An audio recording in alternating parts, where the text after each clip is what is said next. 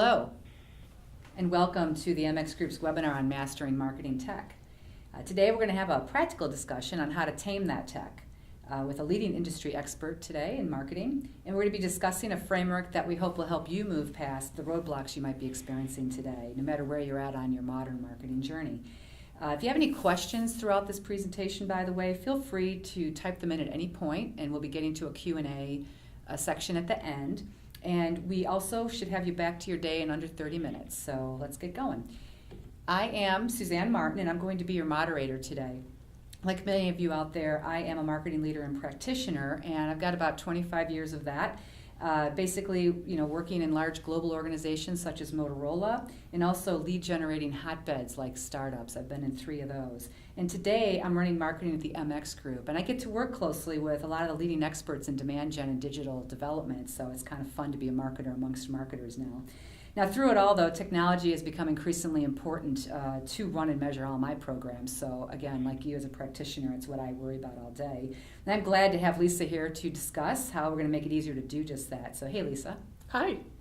So now your experience in demand gen and lead management is about 15 years in the making, and you've been on the front line of that, working with many marketers across lots of organizations and industries, basically helping them establish their modern marketing operations and the tech to run it. So today's conversation hopefully is going to be valuable to everybody, and why don't we get started? That sounds great. Thank you for having me. So Lisa, let's begin with the trends that are driving all this change in the marketing function today. What's going on out there that's making us all do everything so differently? Well, the primary driver, the biggest driver for change for marketing and sales in today's selling environment is how the internet has changed the way that we buy. Studies show that 57% of the buyer's journey is conducted online and actually almost entirely through before ever being willing to meet with a sales rep, right? So think about how different it is, your buying process for a car and how that compares with how you bought a car 10 years ago, right? That applies to people within companies that are buying products and services for their companies. We do as much research as possible. We're identifying the options. We're narrowing those options down to the greatest degree possible, even in some cases negotiating pricing before ever meeting with a sales rep. And what this basically means for marketers and companies in general, in order to compete and win in today's selling environment, marketing must leverage technology to own that disruption caused by that change in that buying process. Leverage technology to enable sales so that they're having the right sales conversations. And then marketing needs technology to be able to demonstrate that they successfully supported the entire buyer's journey. Unfortunately, though, there is no magic bullet or a one-size-fits-all technology. What makes it even more difficult is the marketing technology landscape is rapidly changing. Okay. So how is the marketing tech landscape looking these days? It's Crazy pretty scary. It's increasingly complex, and it grows by the day. Not only does the number of categories of technologies that marketers might use continue to double every year, but the number of players within each category continues to expand rapidly as well. Frankly, the number of choices is overwhelming, and in some cases can feel crippling for a marketer. This rapid expansion is actually happening at a time where marketing success depends entirely on making the right technology decisions. But before we talk about what technologies really matter for marketers, I'd love to take a moment to better understand how our audience is using technology today. Yeah, that's a good idea. And guess what? I have a poll ready to do just that. Yay. So everybody out there, I'm going to be opening up a poll for you to basically tell us where you're at on your modern marketing journey. Now, as you look at these, just basically select the one that looks like it best represents who you are and where you're at, and click submit. So, they kind of range, of course, from we don't have any tech in place right now to maybe your sales team has brought in Salesforce automation, but you don't have the marketing tech yet. Or maybe you do have marketing automation platform in place, but it's just batch and blast emails right now. You can't seem to get past that. Maybe you've got both, but they're not integrated. Maybe you are best practice users and you're feeling pretty good about it. Maybe not having a larger stack in place, but at least you got these fundamentals in place. So Lisa, let's see how people are doing here. I'm going to give another couple seconds here to let people respond before I close out that poll. So thanks, we're everybody. beginning to see what is typical of what we find in the market.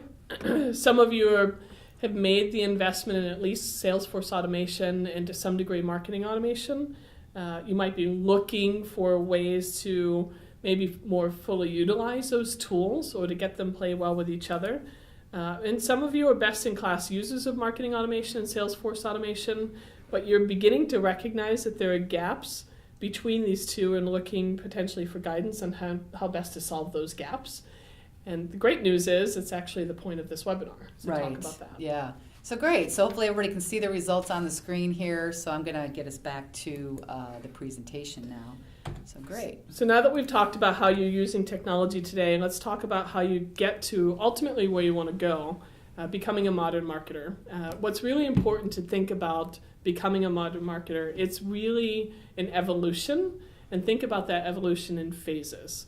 And the baby steps. So today, I'd love to share with you how we think about the core building blocks of technology enable a modern marketer. And through the years, we've kind of identified that there are 6 key questions that marketers should ask themselves when designing or building their technology stack. With the first question usually is, well, how do I get stuff done? Let's talk about maybe how I might design and execute marketing campaigns. Yeah, when I first looked at it as a practitioner, of course, I start with marketing automation. Would you say that that's probably logically where I'm going to begin? That's where most marketers start. That's the good news about it. The challenge is that the sales reps for marketing automation platforms are really good at their jobs, and part of their sales pitch is that marketing automation platforms are super easy to use. They make the investment in these very expensive tools, and then find out it's far more difficult to actually design and execute your campaigns in those tools. And so more often than not, marketing automation platforms have become nothing more than expensive email blasters. Sirius recently published a study, a survey, if you will, that basically highlighted the fact that 85% of marketers that have invested in marketing automation feel like they're not realizing the full potential of those tools, that they have become email blasters. Now, we did have a number of people that responded to the survey, basically saying, hey, look, I mastered marketing automation. My guess is that the people that are on this call that actually have said that, they've started to recognize that marketing automation has its limitations. And they may even have noticed that some of the limitations relate to how I manage my data. If they're advanced marketers, they might even notice that marketing automation platforms by design are contact-based washing machines. So things like account-based marketing strategies become rather difficult when leveraging a marketing automation platform-only environment. So, of course, that seems to be, let's talk about the data. Yeah, right? That's exactly where I am at really, as a marketing practitioner right now. That database and the need to get it right to do really what I think B2B marketing needs today, which is that sort of account-based, that true account-based approach just can't seem to be done with my map. Well, I mean, think about investing money to design the best campaigns. If it doesn't reach the audience, it will never generate or create the kind of demand that you're looking for and generate a positive ROI. And more specifically, marketers are actually beginning to recognize, I don't have unlimited dollars. I can't boil the ocean in hopes of generating some leads. You mean digital's not free? Lisa? No, it's not. The big piece of it is marketers are beginning to be more surgical in their approach. And so by defining, B2B marketers are thinking, I have a finite universe. There's a list of companies here I'd like to pursue, and I want to make my investments in a way that obviously work on engaging the buying committee across that company. But I also need to prove that my marketing dollars were impactful and effective. So we recommend here that marketers invest in a centralized relational database, one that supports the B2B data hierarchy. This database should be able to help you connect the dots across your buying committee, meaning connecting multiple buying influencers together, also showing the relationship across locations, across operating units under a company. So that's a big deal. You need that type of database to support things like account-based marketing. The other thing, as it relates to managing data, once you have a database that supports this B2B data hierarchy, you want to really think about, how do I make sure that my data is complete and actionable? And how can I actually leverage this data? So the other thing you should care about is some sort of data management technology. And so as data enters or comes into your database, how do I make sure I merge duplicate records? which records should survive over the others? And more specifically, within those records, which data fields should be prioritized over surviving over the others? How do I standardize my fields? How do I make sure that this data is in pristine condition before it's in the database? And oh, by the way, on an ongoing basis, the thing about data, one, it starts with the data, it rolls downhill from there. But the other piece of it is that it's not a one and done activity. So we have lots of clients that come to us and say, we want to clean up our data, but if you're not committing to this every day as you're executing your marketing strategies, it will become an issue for you. Right, absolutely. So now we've talked about your data, we've talked about executing marketing campaigns. If you're doing this really well, you're generating some leads. But perhaps we should. They have to go somewhere. Have to go somewhere, and I think that's to, of course, the sales team, Yeah. and of course, marketing now is really managing that funnel in close partnership with sales. So, Right. of course, there's a technology that helps us do that. All right. One of the things that I share with the marketers I work with is that there really is no point in spending money on trying to generate a lead if you're not going to effectively manage those leads through to an opportunity or close one sale.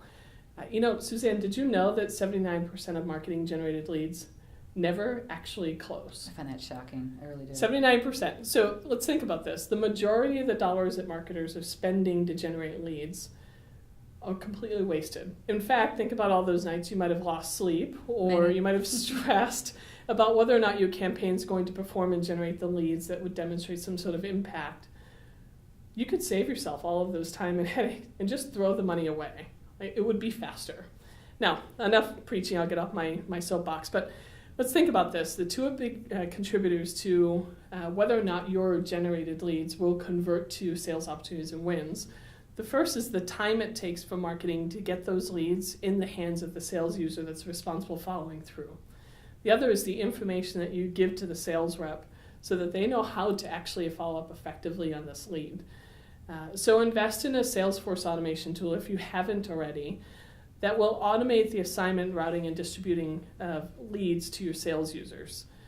Eliminate manual processes wherever you can. I once worked with a marketer that had so many manual steps in the lead management process that it actually took, and this is not an exaggeration, 37 days between the time a web form was submitted to the time a sales rep was able to follow up. It's because they passionately believed that the only way they could figure out who a lead should be assigned to and how it should get there is that a human needed to make that evaluation and decision. That's not true. There's more than enough technology today that if you have a strong facilitator and figure out what is that criteria, you can automate that so that as a marketer, you can spend your time on the strategy and the campaigns to generate the leads and less time just trying to figure out how to usher those leads to the right people. Yeah, absolutely. So now that we've talked about your data and being able to execute campaigns and generating some leads and getting them to sales reps, I would love to talk about when it's appropriate to send that lead to a sales rep. Yeah, qualification is definitely key because if you send it out too early, of course they're not going to be handled right. And if you send it out too late, like your example, the people are gone. You missed opportunities. You missed opportunities. So right. The qualification is key. Well, I think everyone knows that I could probably spend days and or weeks just talking about what it takes to achieve true sales and marketing alignment. I don't think that's appropriate for the webinar, but what I would say here for this conversation is a really good place for marketers to start is to stop prematurely sending leads to sales. It only adds to sales perception that marketing is sending them junk leads, right? And frankly, those leads might actually be worth continued pursuit with additional nurturing. And so try not to waste opportunities. Now, the best way to make sure that a lead is qualified and sales ready is to actually call that lead. Have a conversation with them. Verify that they do in fact meet sales requirements. And oh, by the way, that lead is willing to talk to a sales rep. To do this effectively and efficiently, you will need some sort of calling technology. It kind of helps in two things. One, you do need to be able to get to the leads quickly, and you need to get to a large number of leads. And so that calling technology should aid or support dialing efficiencies. The second is that when somebody does actually make the call, you want them to be as effective as possible so you have a greater conversion rate. In doing that, make sure you're investing in a calling technology that supports some sort of smart scripting capabilities. and look for technology that allows for blending of inbound and outbound calling. Now that we've talked about qualifying and distributing sales leads, you probably are starting to think, well, how can I prove that marketing actually has impacted pipeline and revenue growth? Yeah, when I look at the metrics, I think the two things. One, definitely I've got to prove what I'm doing is working, and it's that revenue impact. And also, I want to make smarter decisions as a marketer, and I'm getting a lot of metrics from all these individual systems, and it's not making it any easier to make improvements or make decisions to improve my marketing campaigns. Well, one of the things you just hit on there is that while you've certainly investing in a number of technologies that are really good at doing their job, there's a number of activities that they're good for, they come out of the box with great reporting. The challenge is that the reporting that comes out of the box with each of these technologies is really only caring about the work it did. Well, what happens when you have, let's say, a fairly complex sales cycle, a buyer's journey, or when you're passing a lead from one technology to another along the life of that lead? You really do need to aggregate that data in some way so that you can report along the life of that lead the state of your database, right, of all your data across these systems, as well as ultimately your impact on the sales pipeline. There are a number of BI data visualization tools out there that will aggregate your data from your database and from these technologies and present it in a way that will demonstrate marketing's impact. And BI as in business intelligence. Business intelligence, Just getting my correct. acronyms right here. So it's this category of tool. Sure. If you look, there are a number of emerging business intelligence data visualization tools that are known for being easy to use. They do help support the aggregating of this data, and then easy to build these reports and dashboards. Now, I will say this might be a place where you need some specialist support, but this is the critical piece of tying, connecting all these dots.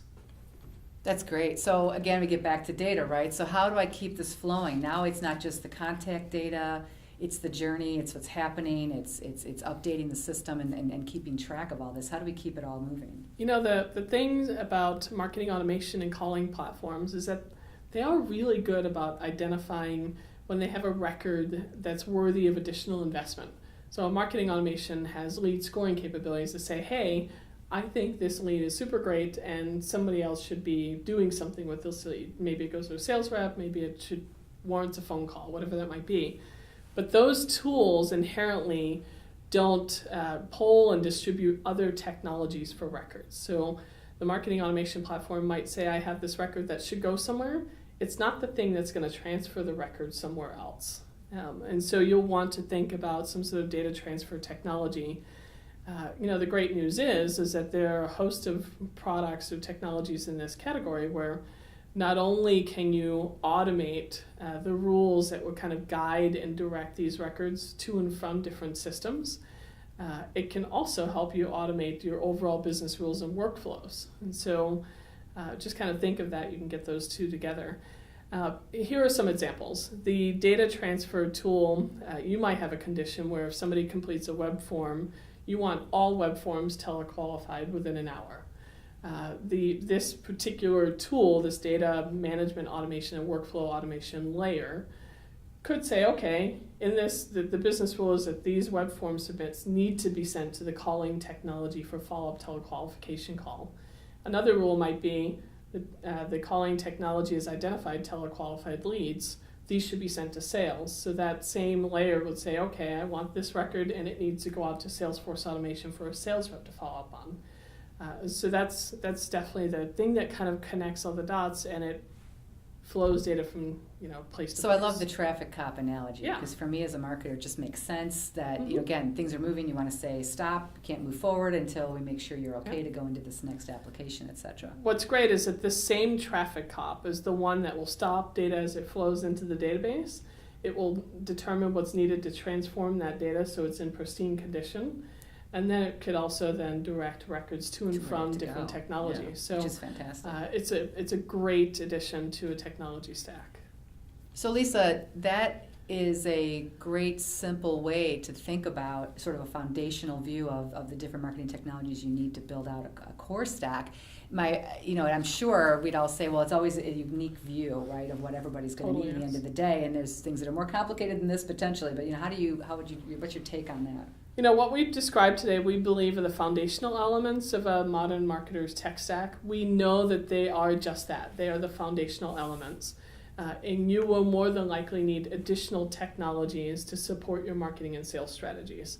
My recommendation here is to think about your goals and objectives. Let's say you need to achieve a certain revenue influence and develop your marketing and sales strategies. From there, essentially what you'll do is kind of based on those goals and objectives and these strategies, start to shape what your business requirements are.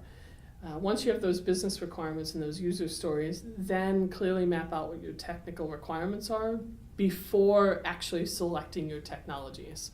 The great thing is that the technology stack or the foundational elements we've talked about today, it's not just the purchasing or investing in each one of these tools, it's the architecture itself that lends itself really well to plugging and playing with other tools like, let's see, real-time identification and personalization, predictive analytics, social media monitoring, content management system. You could bring all of that into this environment and it will work.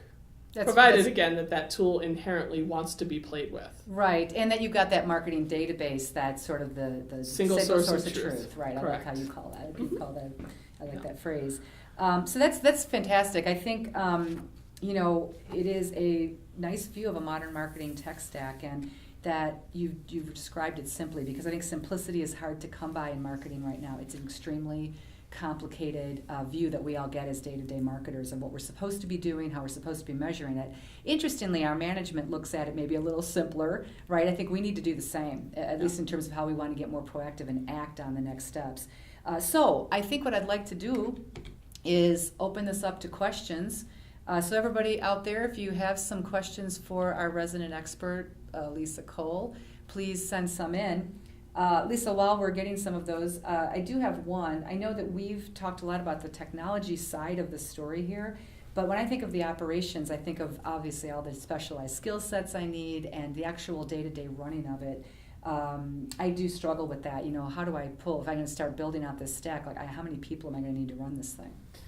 Well, I think a smart strategy for marketers, in particular marketers that are just beginning to build this engine, is to leverage the benefits of outsourcing. You could work with an agency partner that'll have a stable of these specialists that you can kind of benefit from without necessarily having to cover the full-time, full head count costs of these specialists.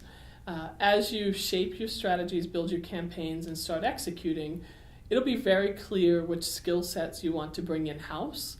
And when you're ready, meaning when you have enough work to sustain that full-time headcount for that specialist, because let's be honest, they're not cheap, right? Once you have enough work to keep those specialists busy in-house, and you can start to move that work in-house.